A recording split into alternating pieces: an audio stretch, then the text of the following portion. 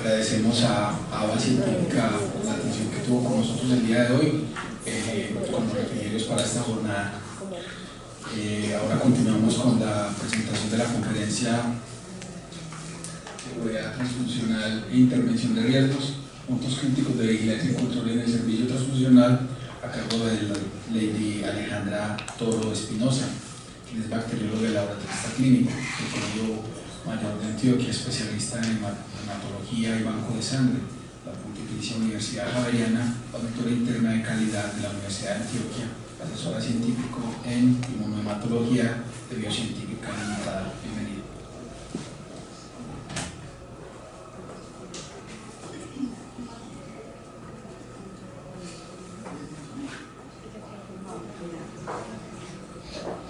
Bueno, muy buenas tardes para todos. De antemano, gracias a la universidad nuevamente por esta invitación a este espacio que me gusta muchísimo porque podemos compartir muchas experiencias desde el punto de vista de la seguridad transfusional. Vamos a iniciar con este tópico de esta tarde.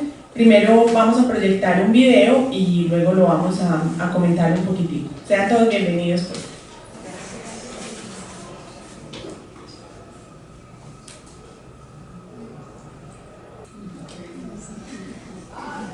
Bueno, ¿qué tal el video? ¿Les gustó? Sí. ¿Qué piensan ustedes que fue la principal reflexión del video? ¿Alguien que nos quiera compartir? ¿Cuál fue la principal sensación del monje budista? ¿Fue como de arrepentimiento? ¿Fue como de alegría al ver que tenía como una segunda oportunidad? Sí. Entonces, ¿qué es lo que a nosotros no nos puede pasar en el servicio de transfusión? Que a nosotros se nos escape un riesgo y que ese riesgo nos llene de remordimientos, de tristezas, de preocupaciones. Que nosotros nos vamos para la casa después de un turno y estemos llamando al compañero de turno o al enfermero de piso, ¿qué hubo? ¿Se murió el paciente? ¿Está bien? ¿Cómo está la hemovigilancia de él? Porque en la medicina transfusional probablemente no hay segundas oportunidades. Cuando nosotros no hacemos una adecuada intervención en los pacientes y no hacemos una correcta elección de componentes y no hacemos un adecuado control de riesgos, probablemente no tenemos una segunda oportunidad como lo tuvo el monje budista, ¿sí? Para cuidar de una segunda vez, pues entonces las intervenciones que tenía con la mascota que había allí.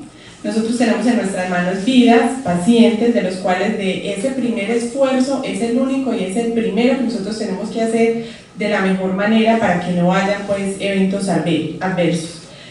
Y justamente de eso se trata esta conferencia, de cómo intervenir riesgos en la unidad transfusional, cuáles son esos puntos que nosotros debemos cuidar, cuáles son los puntos que debemos verificar, porque esos puntos son los que finalmente nos llevan a una equivocación, a un evento adverso. Y por ejemplo en la revista del SHOT, que es el sistema de hemovigilancia inglés, está demostrado que hay una alta proporción de eventos adversos asociados a los errores humanos y a la falta de intervención de riesgos de nosotros como profesionales dentro del servicio de transfusión.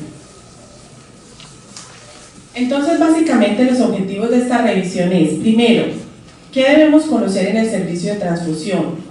No hay nada más peligroso en un servicio de transfusión que un bacteriólogo en un desconocimiento absoluto del área.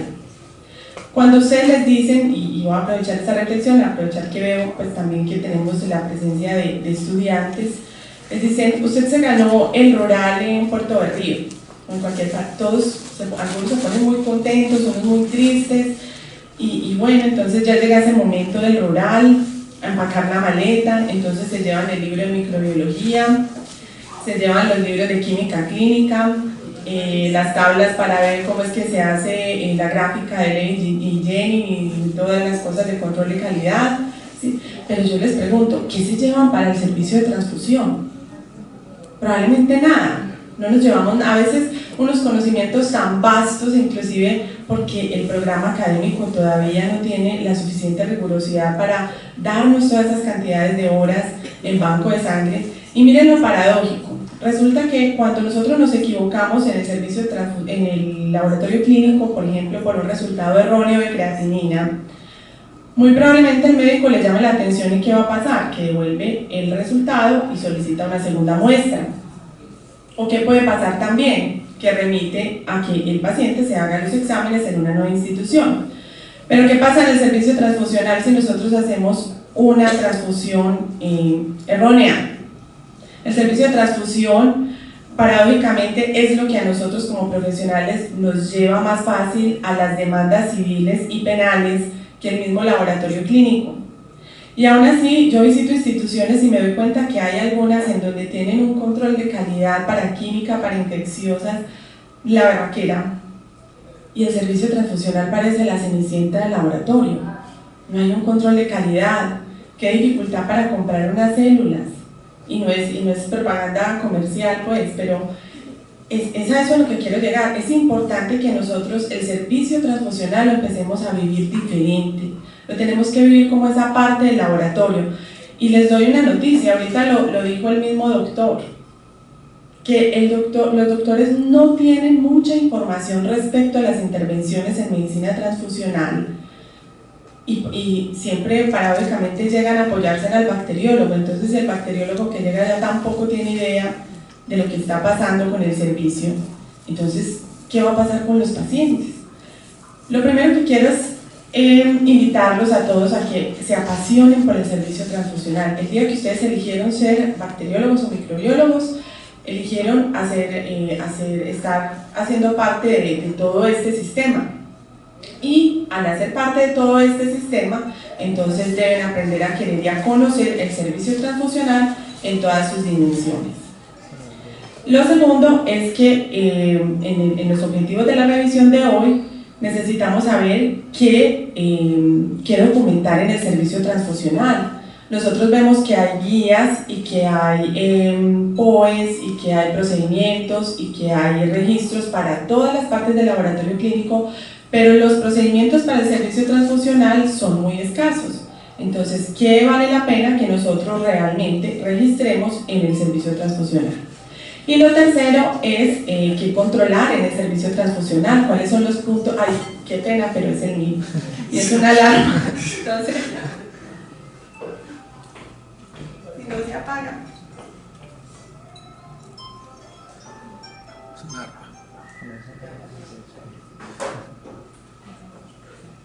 Por ejemplo, puntos que no se controlaron para la conferencia.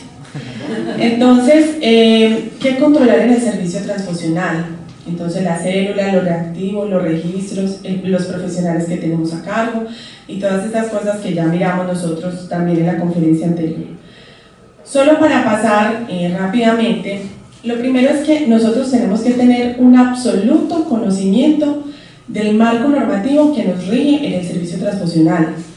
Ya en la revisión anterior se hablaron sobre los estándares de habilitación y ahorita vamos a profundizar un poco más en el decreto 1571, en donde empieza el artículo 45 con la responsabilidad médica del acto transfusional. Entonces, ¿por qué les digo esto? Porque muchas veces cuando hay puntos críticos de decisión, ¿qué pasa? Que los médicos se acercan al laboratorio clínico y nos dicen, o al servicio de transfusión, no sé qué hacer con ese paciente, dígame usted, ¿lo transfundimos o no lo transfundimos? A la luz normativa, el encargado de esas responsabilidades médicas es el médico. Entonces nosotros tampoco podemos asumir ese tipo de decisiones cuando no son legalmente afines a lo que nosotros hacemos, y que por el contrario, si nosotros somos unos conocedores y unos orientadores, las decisiones finales y todas las conductas, pues entonces tienen como responsable el médico tratante de la transfusión. Yo he encontrado en instituciones médicos, inclusive internistas, que dejan unas ordencitas firmadas por ellos para que las enfermeras, que muchas veces hacen algunas de las actividades, pues prescriban la transfusión y envíen esas órdenes al servicio de transfusión. Si el paciente tiene una complicación, ¿quién va a asumir la responsabilidad del paciente?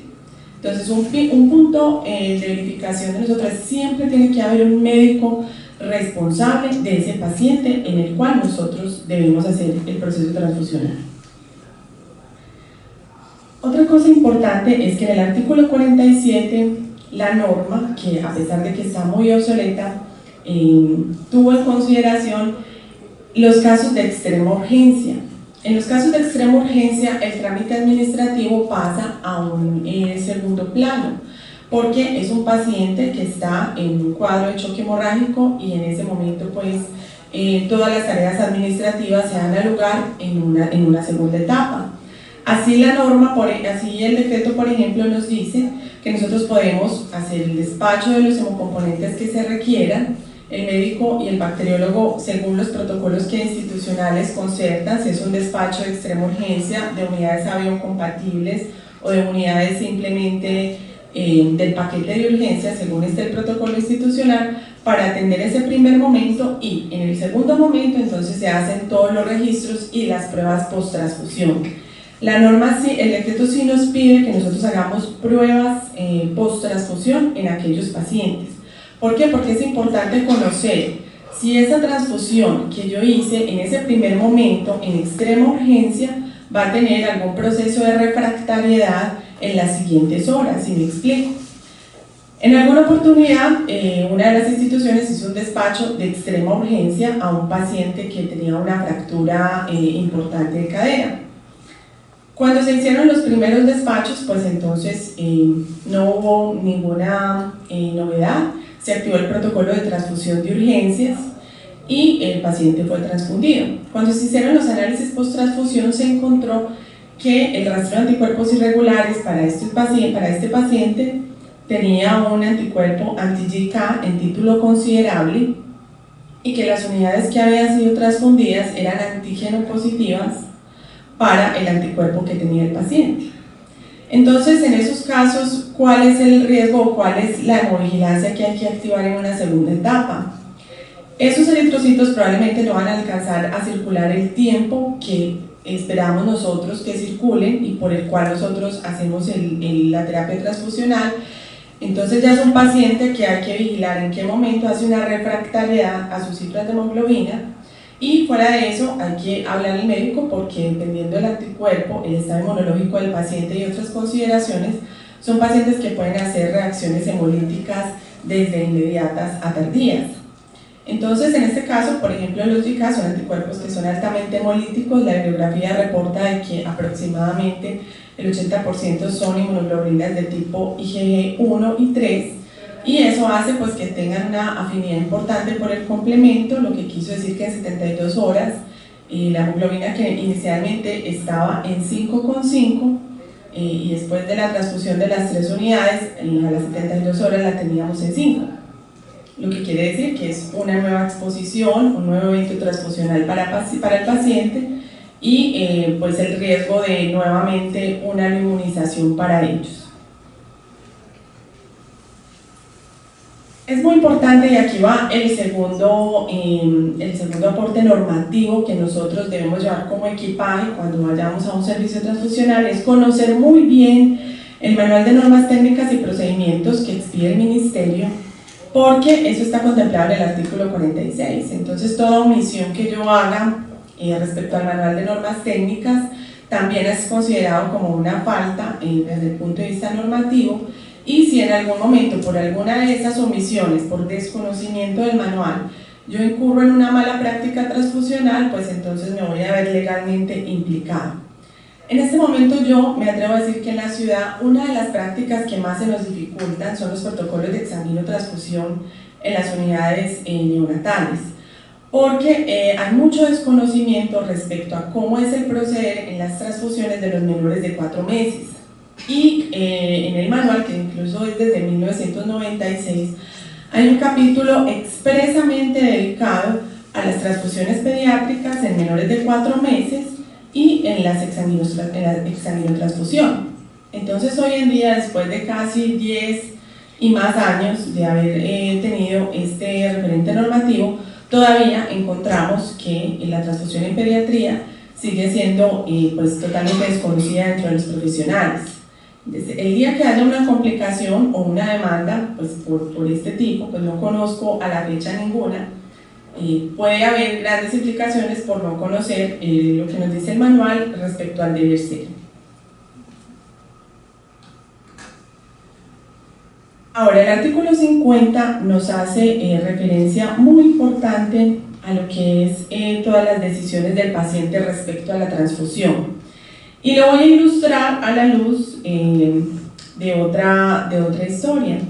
En alguna institución se conoció, ya no te volvemos a esta, en alguna institución se conoció de un paciente que acudió a la consulta preanestésica para una cirugía de extracción de próstata, ¿sí? Un procedimiento sencillo en un paciente sano, pues que tenía una hemoglobina inicial alrededor de los 15, no presentaba ninguna novedad. Sin embargo, el médico pues hace una reserva de 2 unidades de eritrocitos para prever cualquier complicación. Resulta que la cirugía inicia en absoluta normalidad, pero como todo en salud, pasa cualquier evento adverso en el cual hay un corte inesperado de uno de los vasos principales durante el procedimiento quirúrgico. El paciente sangra y se activa el protocolo de transfusión de la reserva que había para el paciente. El paciente es transfundido, se lleva a recuperación. Después del 7º día el paciente es egresado de la institución hospitalaria y listo. Al año y medio el paciente regresa a la institución con su abogado porque ha sido diagnosticado con una hepatitis C.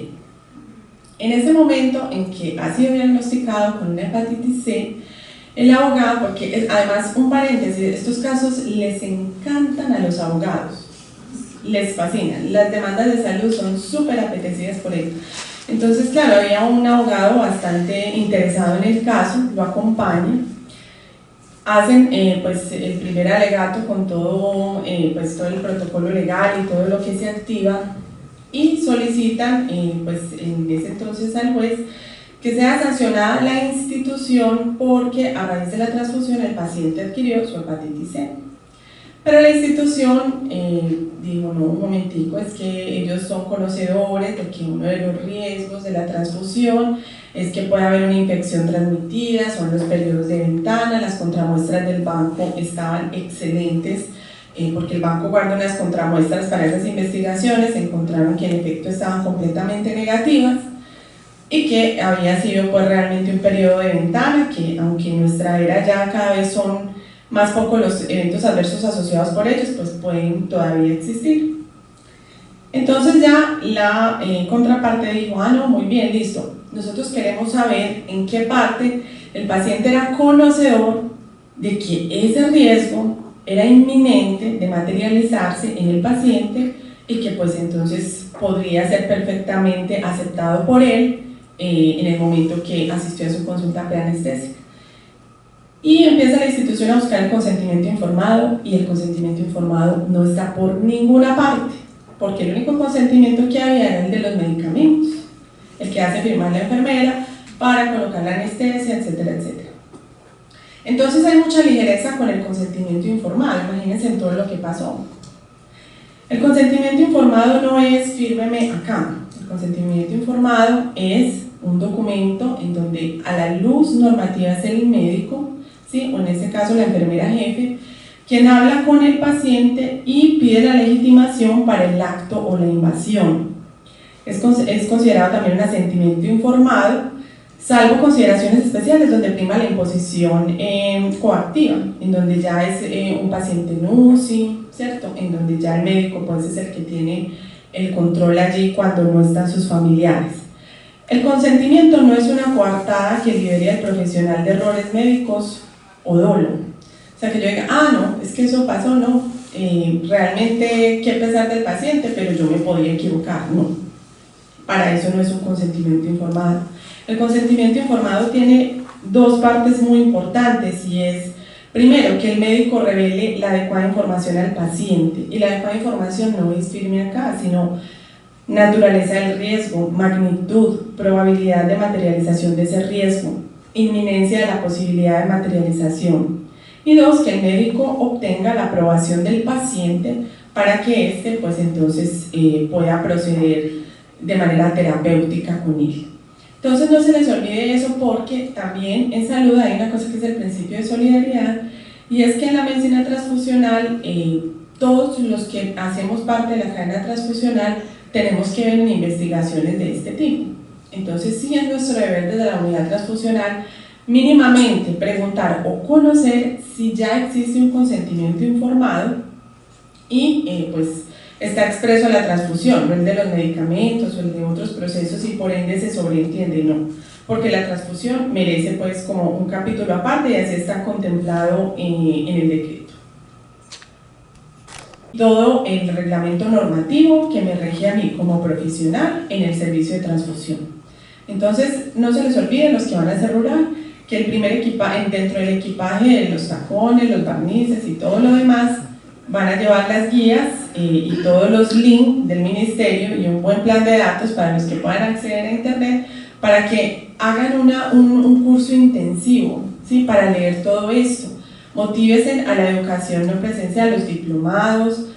Hay muchas escuelas latinoamericanas en donde las charlas de medicina transfusional son libres, les puedo suministrar algunos links para que entonces se motiven y aprendan mucho de esto y fortalezcan pues como esas competencias desde el punto de vista académico. Ahora, ¿qué documentar? Nosotros es muy importante que tengamos en cuenta que en los servicios de transfusión deben existir los procedimientos operativos estándar o manuales de calidad o manuales de proceso, como cada institución lo quiera llamar. Para estos efectos lo voy a llamar procedimientos operativos estándar, que simplemente son guías estandarizadas de cómo debemos nosotros proceder y todas las cosas que deben hacer parte y deben ser objeto de inspección y verificación por nuestra parte. Lo primero que debe existir en el servicio transfusional es un POE sobre la calidad preanalítica de las muestras para inmunohematología. Y en esto quiero hacer mucha fuerza porque, independiente de que yo maneje tecnología en gel, en microesferas o tecnología en tubo, eso no me exonera de que yo centre toda mi atención en la calidad de las muestras de la fase preanalítica que deban llegar a mi servicio transfusional. Entonces, lo primero, y hago la primera reflexión: ¿cuántas personas o cuántos conocen en los servicios transfusional las especificaciones técnicas de los tubos de ETA? ¿Cuánto tiempo nosotros podemos procesar una muestra de análisis pretransfusional en una muestra recolectada en un tubo de ETA según el fabricante del tubo de ETA? ¿Quiénes son profesionales del servicio de transfusión? No voy a preguntar individual, tranquila. Solo para que tengamos en cuenta que la primera tarea que hoy deben llevar es eso, porque dependiendo del fabricante, hay unos que garantizan la idoneidad de los resultados durante 3 días, unos 5, unos solo 24 horas si están refrigerados a temperatura de refrigeración, unos incluso exigen el almacenamiento intermedio a temperatura ambiente, ¿sí? Entonces, ese es el primer requisito, porque ahorita tocaban un punto importante en la pregunta que tú hacías respecto a las reservas. Entonces, cuando pasan estas reservas, que son nada más con la clasificación sanguínea, está circunscrito a que nosotros, esa muestra que nos llegó en ese primer momento, la tenemos guardada durante interrogante tiempo, para que en el momento en que se activa la transfusión, yo proceda con esa muestra a hacer las pruebas de compatibilidad, ¿cierto? Esa es la idea. Pero si la cirugía se programó a los 6 y 7 días y mi tubo de ETA me dice que únicamente puedo tener una garantía de los resultados inmunohematológicos por 24 horas o 48 horas, ¿yo cómo voy a validar ese proceso allí? Entonces, eso es una de las... Ahora, recuerden que con la era de la manufactura china, ya hay tubos chinos por toda parte, y yo no tengo nada en contra de eso, no. Pero sí pienso que son objetos de validar, ¿cierto? Porque nuestra idiosincrasia y nuestras características en los servicios transfusionales son probablemente muy diferentes a lo que tenemos en otras regiones, y algo tan mínimo como la muestra de ETA, en el caso en los que trabajan técnicas de aglutinación en columna, debemos tener absoluta certeza de que esa muestra, el tiempo que la estoy almacenando y el tiempo de procesamiento cumple con los requisitos mínimos para no perder ninguno de los antígenos importantes en el momento del análisis pretransfusional.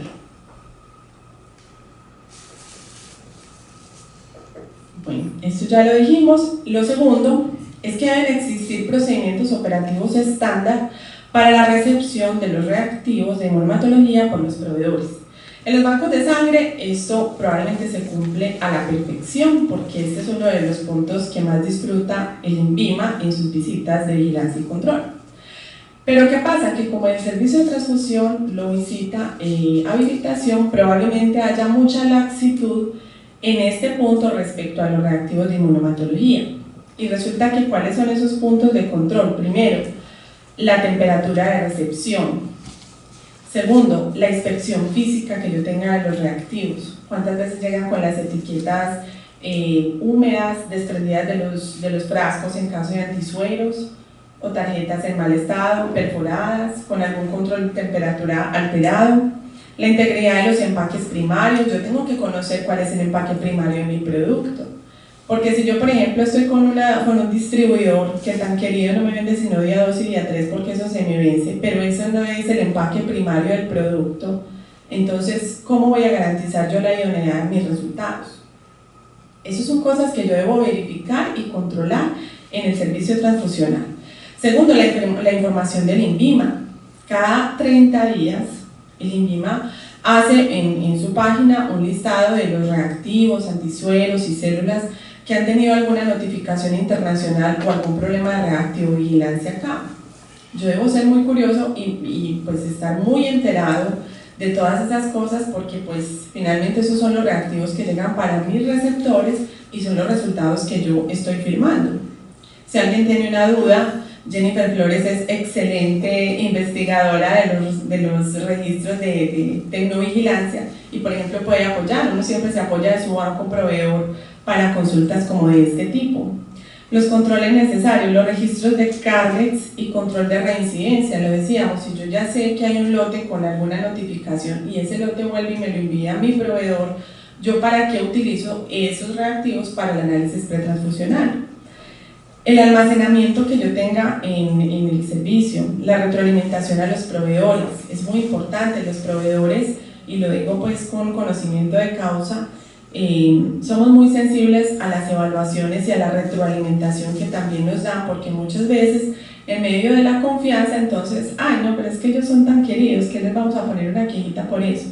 No, son nuestros procesos y es lo que yo debo controlar al interior para que los procesos estén de una manera idónea y acorde con los resultados que yo espero para los pacientes. Y finalmente un algoritmo de no conformidades. Muchas veces pasan estas cosas y hay laboratorios que tienen un recambio de personal muy alto y entonces pasa que el que estaba de turno ni siquiera sabe qué se hace cuando hay una novedad técnica por reactivovigilancia. En el servicio transfusional deben existir también POEs para el manejo de reactivos y los insumos, que esto lo profundizó muy bien en los doctores en el bloque anterior. La temperatura controlada, la humedad del área, las estanterías. Ustedes saben que los reactivos no pueden almacenarse en cajas en el piso, sino que todo tiene que ser rotulado y en estanterías. El control de plagas, sobre todo en aquellos servicios que están más alejados de la ciudad. La accesibilidad al personal. Hay bodegas que uno se asoma a la puerta y mejor vuelve y salen. Son todos los insumos tirados o en mal almacenamiento. ¿Cómo voy a garantizar yo la idoneidad de mis reactivos y mis insumos si ni siquiera tengo un acceso a la limpieza, al control y a la organización de la bodega? El control de las neveras y los congeladores, el plan de aseguramiento meteorológico, entonces la telemetría, y aquí les cuento algo.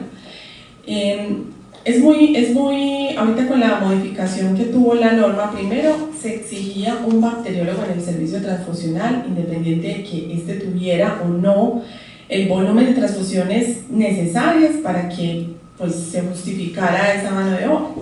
Ahora ya con el tema de que puede haber un bacteriólogo con cierta disponibilidad, hay servicios de transfusión donde están articulados a un laboratorio clínico, el bacteriólogo que llega a turno de noche es el del laboratorio clínico y pues pasa la mayoría del tiempo en el laboratorio clínico. Solamente va al servicio de transfusión, pues si hay alguna transfusión como tal. En alguna oportunidad, sobre las 10 de la noche, que este profesional quedaba solo en esta institución, se dedicó a hacer los controles y todo lo que se hace de noche en el laboratorio clínico, no se activó ninguna transfusión en la noche y a las 6 de la mañana entregó, en la entrega de turnos, pues todo lo que se había hecho, todo lo que había pendiente y cero novedades en la unidad transfusional. Resulta que sobre las 7 de la mañana se activó una transfusión Y el profesional que había llegado cuando llegó a la nevera a tomar las primeras unidades, se encontró que la nevera de los hemocomponentes estaba sobre los 35 grados. En cualquier momento de la noche hubo una falla, no había control de alarmas audibles, la nevera simplemente hizo el cambio, y las neveras tienen un proceso de flujo reverso en donde cuando ya no están refrigerando el calor es impresionante. Entonces ya las unidades estaban hemolizadas, era una unidad transfusional rural, ¿sí? Y era una transfusión urgente. Por eso es que la norma dice con alarma audible, y a uno le parece pues como que el tema de la alarma audible, se me dañó la alarma, no, pues qué problema va a ser ese, no. Sí es mucho problema porque las alarmas audibles o los sistemas de telemetría precisamente están diseñados para eso. Si mi producto principal necesita la refrigeración, esa debe ser mi variable consentida y más controlada dentro del servicio transfusional. La debo conocer yo, la debe conocer el director del laboratorio, del servicio. Todos tenemos que tener acceso a esa información y tenemos que tener de una manera tangible eso. Hay instituciones inclusive que cada 8 horas se implementan la verificación de la alarma audible, y eso es un punto de chequeo dentro de las visitas de habilitación. El auditor de habilitador les dice: ¿ustedes cuentan con alarma audible? Ah, sí, sí señor, muéstrenmela, hágamela sonar. ¿Por qué? Porque no es que la alarma audible esté ahí como pues parte del equipo simplemente, sino que tiene una función importante para notificarnos cualquier novedad que tengamos en las variables de temperatura. Respecto a las actas de incineración y devolución, son otros registros que nosotros debemos contar en el servicio de transfusión, porque el otro problema fue ese. Bueno, entonces se dañó casi 16 unidades de hemocomponentes, y yo qué hago con esa sangre, para dónde la envío, ¿cierto? Nosotros tenemos descartes y la sangre pues tiene que tener una muy buena trazabilidad, y en eso las instituciones gubernamentales y de auditoría se detienen mucho a hacer todos estos énfasis, estas auditorías, pues porque nosotros tenemos una responsabilidad muy grande con el tipo de residuos que nosotros descartamos desde la unidad transfusional. Y el lavado de material o las políticas de no reuso, en caso de que nuestra institución pues tenga políticas de no reuso y simplemente no haya lugar al lavado de material. En el servicio transfusional también deben haber POEs de gestión de equipos. En esto debemos tener muy en cuenta todos los elementos de medición. A veces pensamos que el mantenimiento preventivo es únicamente para la centrífuga y el incubador, donde yo revelo esto, pero si yo tengo un bloque de calor, si yo utilizo una gramera, ¿sí? Las neveras, todo lo que sea un elemento de medición es importante que entre dentro de mis estrategias de verificación y control. Los computadores y la evaluación del software. En las unidades transfusionales donde hay bajo volumen probablemente pues esto no sea un problema, pero resulta que para efectos de auditoría nosotros debemos garantizar en el servicio transfusional como mínimo la trazabilidad de la información por 5 años. En el banco de sangre se exige más. Entonces, si yo tengo un computador, que es el computador que ya no utilizó más el gerente, entonces mandemos eso para el servicio transfusional, no tiene la capacidad, no tengo un control de mis pacientes allí, no tengo acceso a la trazabilidad de esa información, entonces yo cómo voy a garantizar la seguridad transfusional y la trazabilidad en caso de que haya una investigación. Por eso es que la norma pide que los computadores, y si hay software, pues la evaluación del software tenga lugar dentro de los puntos de control en el servicio transfusional. Los equipos de procesamiento de pruebas, pues que ya lo decimos, y generalmente este punto pues se hace responsable el proveedor o casa comercial que coloque los equipos en apoyo tecnológico. Entonces mi responsabilidad es hacer cumplir el plan de mantenimientos que él me proponga a principio de año para los equipos, y el programa de mantenimientos y calificación de la instalación, que hace parte también dentro de los puntos de control. En el servicio transfusional es importante también que hayan POEs respecto al control de los procesos. Por ejemplo, yo voy a cambiar mi técnica de confirmación del DEN, yo debo hacer una validación de método.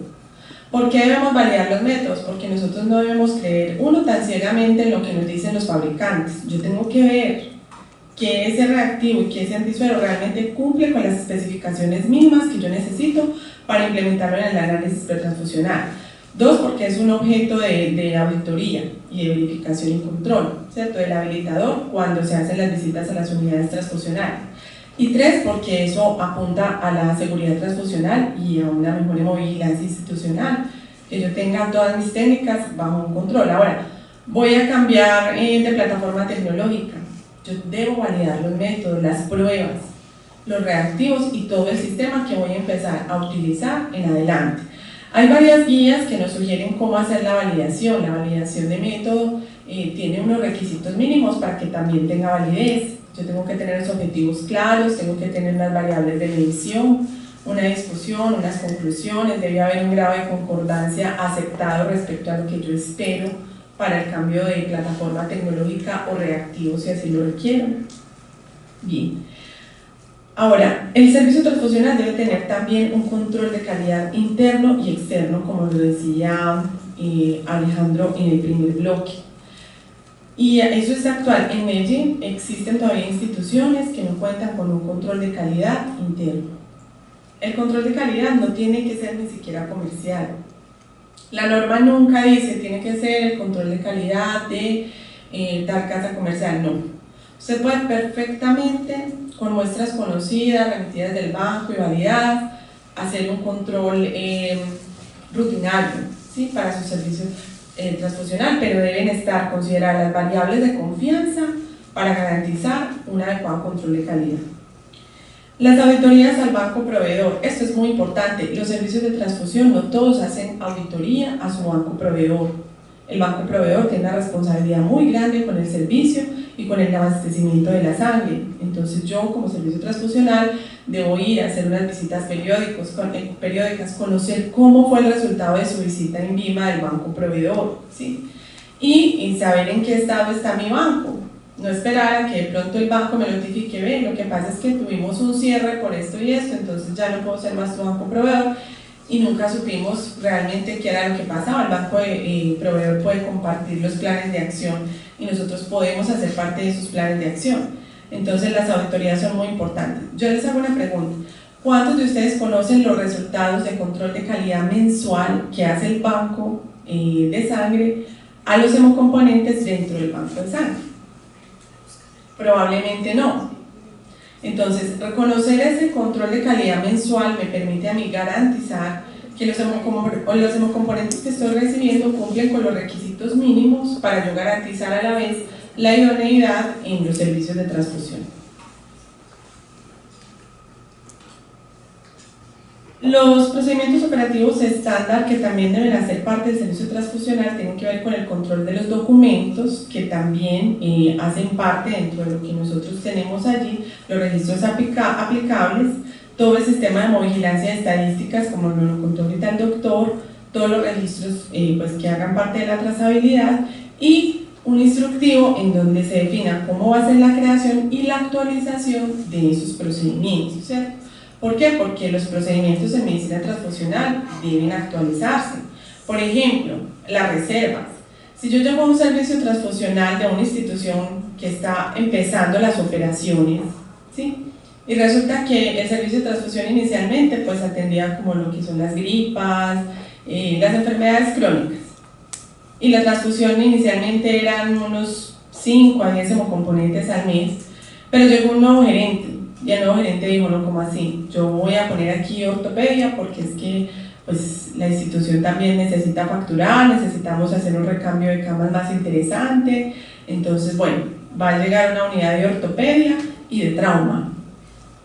Entonces, si yo soy un servicio transfusional que hago parte de eso, yo no puedo ser el último que me entere ese cambio administrativo. Yo tengo que tener total conocimiento de articulación con el grupo administrativo, porque eso inmediatamente hace que yo cambie la estimación de mi stock de sangre en el servicio de transfusión y por ende tenga que cambiar la solicitud que hago al banco proveedor. Entonces, si primero hacíamos una petición los lunes de 10 eritrocitos, ya probablemente van a ser 30 y algunas unidades de plasma fresco congelado.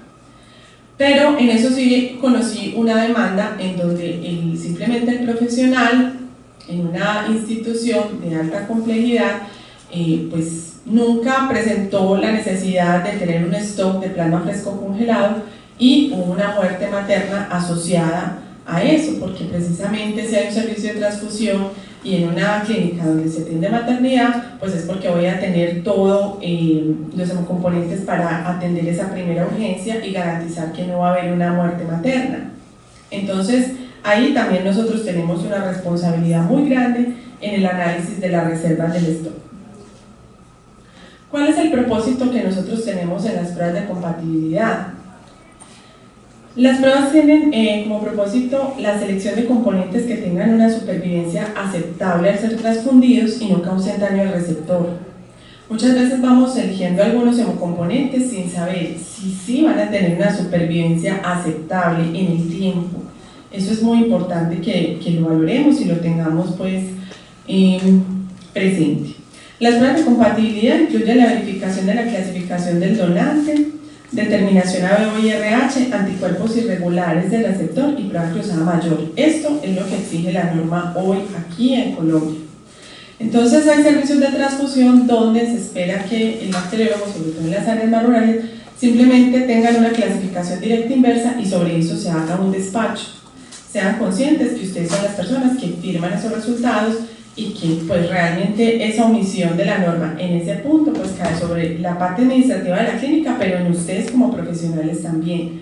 Entonces empodérense de esos procesos y traten de llevar la unidad transfusional a un mejor nivel, a un mejor estándar y sobre todo cumpliendo lo mínimo y ya de ahí en adelante pues todo lo que más se pueda para garantizar un mejor proceso. Los objetivos específicos, básicamente la compatibilidad ABO y RH del componente y receptor, pero también la detección de anticuerpos clínicamente significativos. Y ya está más que documentado que para yo hacer una adecuada identificación de anticuerpos clínicamente significativos, necesito células comerciales. No podemos seguir haciendo pools de células O cuando yo no tengo un mapa antigénico de esas células, de esos receptores o donantes que estoy cogiendo, simplemente para el análisis de los pacientes en general. Ya esa práctica es una práctica que no me proporciona los niveles de confianza que yo necesito para garantizar una calidad en el rastreo de anticuerpos irregulares y por ende los CUMS indirectos de las maternas. Las pruebas cruzadas son el estudio practicado in vitro empleando muestras de sangre del donante y el receptor para comprobar la existencia de afinidad recíproca entre las células y el suero para los efectos transfusionales, ¿sí? Esto es algo que no se nos puede olvidar tampoco, que es una prueba cruzada, ¿para qué es? Porque muchas veces esto es un punto de control cuando, y yo me he dado cuenta, me mandan fotografías por el WhatsApp para interpretar clasificaciones y veo que en la prueba inversa no se dispensó el suero o el plasma, entonces inmediatamente se identifica la fuente de error y eso hace que yo haga una mala selección de hemocomponentes desde algo tan básico como la clasificación directa e inversa. Bueno, esto simplemente para que lo tengamos, es muy importante que nosotros tengamos algoritmos de trabajo de rápida interpretación en la unidad transfusional, sobre todo cuando tenemos cuando tenemos choques hemorrágicos o transfusión de extrema urgencia. ¿Cuáles son las causas de pruebas cruzadas incompatibles con rastreos negativos? Entonces, los glóbulos de los donantes CUMS directo positivo, en esos casos hay que devolver esa unidad, por ejemplo, al banco de sangre, eso es un punto de control. Anticuerpos que solo reaccionan con expresión antigénica acentuada por efecto de dosis, entonces yo debo ampliar las investigaciones con nuevos determinantes antigénicos. Anticuerpos que reaccionan frente a antígenos de baja incidencia o anticuerpos transfundidos en forma pasiva cuando el paciente ha tenido previamente múltiples transfusiones, por ejemplo de plaquetas o plaquetaféresis. ¿Cuáles son las causas de incompatibilidad con rayo positivo y autocontrol negativo? Presencia de los anticuerpos múltiples o interacciones imprevistas que nosotros podamos encontrar en el momento del análisis pretransfusional. También anticuerpos frente a antígenos de alta incidencia o mezclas. ¿Cuáles son las causas de rastreos positivos, incompatibilidad y autocontrol positivo? La autoinmunidad. Entonces, si yo estoy en un servicio transfusional rural y sé que lo que yo voy a atender son pacientes de oncología, porque en mi institución se hace quimioterapia, mínimamente debo tener un protocolo para trabajar el primer nivel de la autoinmunidad y garantizar la seguridad transfusional del paciente. En la actualidad, yo apoyo mucho los bancos de sangre en el tema de las investigaciones de pacientes con autoinmunidad compleja. Y les puedo decir que lo que encontramos es el producto de muchas malas prácticas en muchas áreas rurales, que cuando ya los pacientes están tan complicados y tan sensibilizados son remitidos a la ciudad y el banco de sangre le toca lidiar con unas complicaciones tremendas y en el peor de los casos, si es un paciente candidato a trasplante, suspender la expectativa de vida pues porque no se puede encontrar sangre compatible. Entonces, de nosotros y de nuestro esfuerzo en cada servicio transfusional que estemos, depende que esa esperanza de vida de ese paciente durante la evolución de su enfermedad esté en la institución que esté, se garantice que pueda acceder a la transfusión como una terapia importante dentro de la rehabilitación de su enfermedad. Entonces, finalmente, ¿qué es un riesgo? El riesgo fue lo que vimos justamente en el video. Es esa probabilidad de que un efecto no deseado ocurra. ¿Cuál es la mejor estrategia para yo impactar los riesgos? Como lo hemos dicho todo este rato, conocerlos, identificarlos.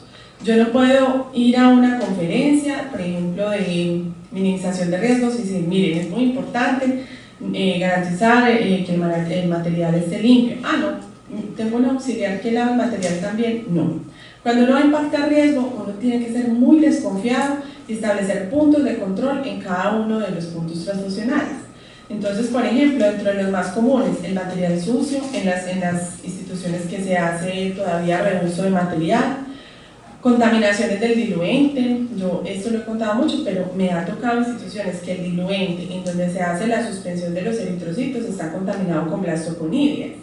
Entonces yo empiezo a tener una cantidad de positividades y resulta que lo que tengo es una contaminación en el diluente. Efectos de arrastre, reactivos de mala calidad por almacenamiento inadecuado, errores en la interpretación. Refiriéndome a los reactivos de mala calidad, es muy importante por eso controlar la temperatura de las bodegas. Si yo tengo reactivos IgM y la temperatura se me sube en servicios de la costa casi a 30 y algo de grados, pues probablemente se me va a desnaturalizar el reactivo y todos los pacientes me van a dar O en la clasificación ABO. Entonces es muy importante conocer cuál es la matriz de mi reactivo, qué me pide el fabricante y cuáles son las condiciones que yo tengo en la bodega para un idóneo seguimiento. Errores en la interpretación, fibrina, fenómenos de hemodilución en los casos de los pacientes de cirugía, errores en la preparación de las diluciones de eritrocitos, si queda más concentrada, entonces los efectos prozona, o si quedan por el contrario muy diluidas, y conocer las reacciones adversas a la transfusión a través del plan de hemovigilancia institucional. Es muy válido que nosotros hagamos una matriz de riesgo en donde los riesgos en que miramos en el punto 1 y que identificamos que son los propios en la unidad transfusional, entonces hagamos una ponderación entre la probabilidad y el impacto que este tiene para los pacientes y así poder garantizar que los que son más de mayor impacto y que tienen más probabilidad de que ocurran en el servicio, pues son los que voy a centrar mis estrategias de control para minimizar ese tipo de riesgos. La hemovigilancia, recuerden que en la hemovigilancia, como lo decía el doctor, pues es un sistema de monitoreo muy importante, pero hay algo valiosísimo que nos da la hemovigilancia y son los indicadores. Los procesos que no se miden no pueden ser mejorados ni controlados con el tiempo. Entonces yo tengo que conocer cuál es el porcentaje de reacciones adversas a la transfusión de mi servicio. Porque si resulta que se me está aumentando y la causa es alérgica, yo puedo tomar planes de acción con mi banco proveedor, ¿sí? O si resulta que lo que está pasando es que se me está aumentando los casos de sobrecarga circulatoria, pues entonces tendré que capacitar el personal de enfermería en el tiempo idóneo de la transfusión. O si resulta que está habiendo una incidencia aumentada de TRALIS, pues entonces debo hacer un trabajo con los médicos. En alguna oportunidad me pasó que había en una institución un médico que a todas las maternas preventivamente les mandaba 2 plasmitas antes de los partos. Entonces eran 2 plasmitas, recordemos que los plasmas en una dosis menos de casi 7 unidades pues no tienen ningún efecto terapéutico y la transfusión no es profiláctica. Entonces el día que una de las maternas hizo un TRALI y hizo una complicación impresionante, ese día las cosas cambiaron en la institución, pero lógicamente nosotros no podemos esperar a que pase un evento adverso catastrófico pues para poder tomar medidas y planes de acción. Finalmente, el recurso humano es la variable más importante dentro del servicio de transfusión, porque recuerden que las tareas que nosotros hacemos en cuanto a educar, fortalecer las competencias del ser para ser un buen inmunomatólogo no es únicamente saber compatibilidad, grupos sanguíneos y RH y más, sino tener ese compromiso con los pacientes, actitud de servicio, ser unas personas empoderadas como tal, ser líderes en el proceso, ¿cierto? Todo eso son variables que hacen parte de ese perfil profesional que pues todos queremos ser y que finalmente se logra a través de fortalecer esas competencias del ser. La humanización del servicio, el día que nosotros entendamos que no son tubos de ensayo, sino esperanzas de vida, lo que tenemos en las manos, las cosas pueden funcionar muchísimo mejor. Y finalmente, pues ser muy activos a las mejoras y al cambio. Tienes potencial para hacer de todas las cosas algo increíble. Nosotros siempre pensamos que las cosas increíbles suceden fuera de nuestro alrededor. Y qué bueno que cada uno profesionalmente se propusiera que en el momento en que llego a un servicio transfusional, a un laboratorio, a donde tenga que llegar, el mayor compromiso sea uno, en la vida de los pacientes, pero dos, hacer las cosas de la mejor manera como espero que algún día lo hagan por mí o por mis familiares. Entonces finalmente ese es el mensaje, ese es mi correo electrónico, me pueden enviar ahí también dudas o pues consultar alguno de los casitos y no sé si tienen alguna inquietud. Muchísimas gracias. Bueno, agradecemos a Lady Alejandra Toro Espinosa por su presentación. Solicitamos a las personas a diligenciar la evaluación de la actividad antes de salir del auditorio. Nuevamente agradecemos a Lady Alejandra Toro Espinosa, a Alejandro Gómez Álvarez, a Luis Alfredo Ríos por haber aceptado compartir con nosotros sus conocimientos del día de hoy, al Productor Roche S.A., a Merck, a Bioscientífica Limitada y a Agua Científica S.A. por su continuo apoyo al programa de educación continua del Colegio Inmunocen, y a ustedes amigos acá presentes por acompañarnos en la noche de hoy. También agradecemos a las doctoras Vicky Lanetra de ABOT y Carolina Restrepo de Agua Científica S.A. por acompañarnos también el día de hoy. Esperamos que todos los conceptos abordados hayan sido de gran interés y se constituyan en un insumo para el ejercicio y desempeño de sus funciones profesionales. Los esperamos el próximo martes 9 de mayo en este mismo lugar, donde estaremos hablando sobre los probióticos, una aproximación a los efectos del bienestar humano y animal. Antes de que se vayan, recordamos que tenemos una serie de actividades programadas ya se presencia en la Universidad de Escuela de Microbiología, en la sede de Medellín. También tendremos unas actividades en la sede de Apartado y en la sede de Oriente. Les estará llegando la información oportunamente por los diferentes canales de información de la escuela. También estamos invitando a los egresados del programa de Microbiología Industrial Militar de la Escuela de Microbiología a diligenciar una encuesta antes del 30 de abril. Entre los que diligencien la encuesta, en su totalidad se soltará un cupo con un descuento del 100% para realizar una actividad de educación permanente, un diplomado, un curso, un simposio o un taller ofertados por la Escuela de Microbiología. El sorteo se realizará el mismo 9 de mayo, durante la Actualicemos. Recuerda visitarnos en nuestro sitio web microbiología.eda.edu.co y seguirnos en nuestras redes sociales, donde podrá encontrar información de la Escuela de Microbiología, noticias y actividades de interés.